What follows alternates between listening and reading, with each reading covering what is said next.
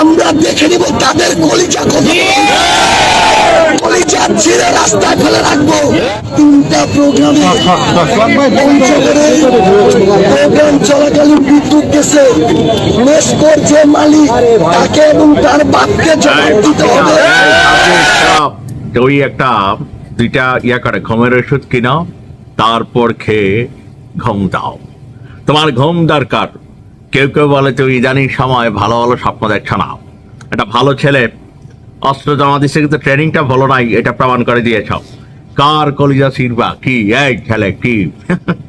দেখেন, আমি সার্জিসে আমার খুব পছন্দের একটা ক্যারেক্টার ছিল। আমার চ্যানেলে এখনো ভিডিওটা আছে।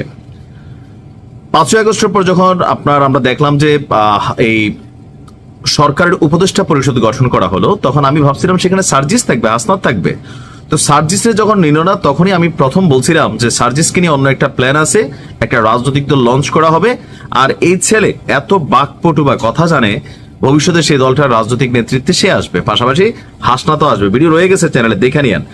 সেই কথা কিন্তু সত্যি হয়েছে। কিন্তু ইদানিং সময়ে যে বক্তব্যটা আপনারা শুনলেন, সার্জিস যেই ভাষায় তার পঞ্চগড়ের যে নেস্কো মানে যে বিদ্যুৎ খাতের যারা সাপ্লায়ার বা যারা সেখানে কাজ করেন, তাদের কলিজা ছিঁড়া রাস্তায় ফেলাই দিবেন, এই যে বক্তব্য, এটা নিয়ে তিনি যদিও সরি বলছেন এবং তিনি এটা একটা ব্যাখ্যা দিচ্ছেন, অভিযোগ এনেছেন যে একবার না, তিনি যেদিনে বক্তব্য দিতে যান তার বক্তব্য শুরু হলে কারেন্ট চলে যায়। বক্তব্য শেষে আবার কারেন্ট আসে। মনে হয় সেখানে কেউ দুষ্টামি করে, অথবা বিষয়টা কাকতালীয়, অথবা যান্ত্রিক গোলযোগ। এখন এটা কি ইচ্ছাকৃত না অনিচ্ছাকৃত, সার্জিসের কাছে কিন্তু কোনো এভিডেন্স ছিল না, কিন্তু রাগ সামলাইতে না পারে তিনি যে বক্তব্য দিয়েছেন, তারই বক্তব্যকে ঘিরে নানান ধরনের আলোচনা সমালোচনা শুরু হয়ে গেছে। বিশ্লেষণও কেউ কেউ করছেন। আমাদের বাংলাদেশের শিল্পাঙ্গনের একজন গুণী ব্যক্তিত্ব প্রিন্স মাহমুদ, তিনি সার্জিসকে পরামর্শ দিচ্ছেন যে 2টা ঘুমের ট্যাবলেট খাইয়া, নামও বলে দিচ্ছেন যে একটু ঘুম দরকার ছেলেটার। এখন ঘুমাইলে তো শেখ হাসিনার স্বপ্নে দেখে মনে হয়। কারণ অন্য দলের অন্য নেতা কর্মীরা কি করছে, নাহিদ ইসলাম কি করছে ফ্যাক্ট না, কিন্তু হাসনাত এবং সার্জিস তাদের মধ্যে একটা ভয় সবসময় কাজ করে। কারণ তারা এতটা জি ভাই বললে হাসনাত যেরকম কথা বলছে, বা সার্জিস বঙ্গবন্ধু নিয়ে লোল টোল ফালাই, এখন বঙ্গবন্ধু নিয়ে আবার এই একই সার্জিস যখন কথা বলে, তখন মানুষের কাছে কিন্তু দ্বিচারিত একটা চরিত্র তৈরি হয়ে গেছে সামহাও।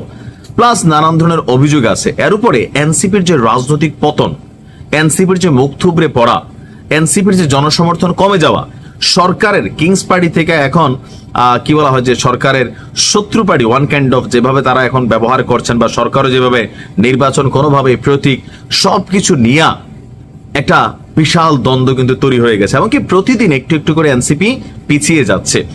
তো সার্জিস যদি ঘুমাইতে যায় শেখ হাসিনার স্বপ্নে দেখে, ফাঁসির দড়ি স্বপ্নে দেখে, অথবা ছাত্রলীগের তার সতীর্থ যারা ছিল তাদেরকে স্বপ্ন দেখে, ছাত্রলীগও প্রতিদিন তাকে নিয়ে ভিডিও বানায়, হুমকি ধামকি দিচ্ছে, তো স্বাভাবিকভাবে একটা মানুষ রাজনৈতিকভাবে, পারিবারিকভাবে, তারপর হচ্ছে ধরেন সবকিছু মিলিয়ে একটা স্ট্রেস পিরিয়ড কিন্তু অনেকেই পালন করছেন।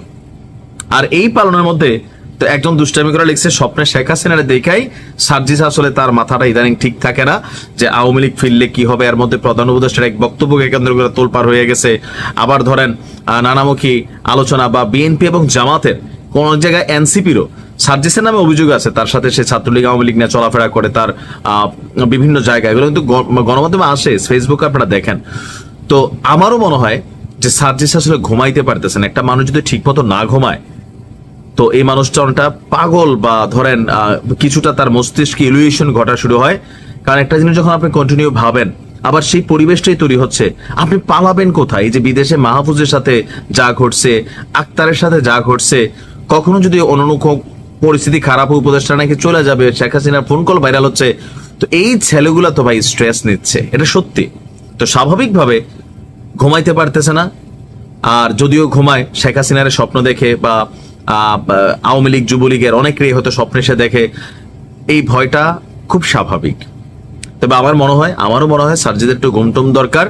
আর এই যে কলিজা ছিঁড়া ফালাই দিবা, তুমি যতই বক্তব্য এখন একটা কাউন্টারে দাও বাবা, মানুষের কাছে কিন্তু ওই যে সাবেক ছাত্রলীগ ফিলিংসটা যে তোমার ভিতরে কোন লেভেলে বসবাস করে বিভিন্ন সময় বোঝা যায়। কিন্তু এইবার যেটা করছো, এটা তো বাবা শেখ হাসিনাও তো এই ভাষায় কথা বলে নাই। বলছে শেখ হাসিনাও কি বলছে যে কলিজা খুল্লা ফালাই দেমু? তোমাদের হাতে ক্ষমতা গেলে তোমরা দেশের মানুষের কলিজা মন পছন্দ না হলেও মবের মাধ্যমে খুইলা ফেলো, অপারেশন করে খুইলা ফেলো। পাবলিক কিন্তু এখন এরকমই মনে করছে অনেক ক্ষেত্রে যে ভাই আর যাই হোক বিএনপি ক্ষমতায় যাক, জামাত যাক, এনসিপি ওয়ালাদের ক্ষমতায় নেওয়া যাবে না, কারণ এদের প্রত্যেকের বক্তব্যই কাছাকাছি লেভেলের। দুর্দিন শুরু হয়ে গেছে আসলে, ঘটনা ঘটাই দেওয়া যায়, কিন্তু সেটার পরে যেভাবে স্বাভাবিক চলাফেরা দরকার ছিল, বিএনপির বিগ্রহের দরকার ছিল না, বিগ্রহে ফেলছে একটা এক্সট্রিম লেভেলে। এখন বিএনপির প্রতীক নিয়ে টানাটানি করতেছে, তো এগুলা কি এদের সুযোগ পাইলে বললাম না যে পরিস্থিতি কোন দিকে যাবে, তখন আমরা তোমাদের পক্ষেই কথা বলবো। আমরা ভিকটিমের পক্ষে সবসময় কথা বলি। ভালো থাকুন।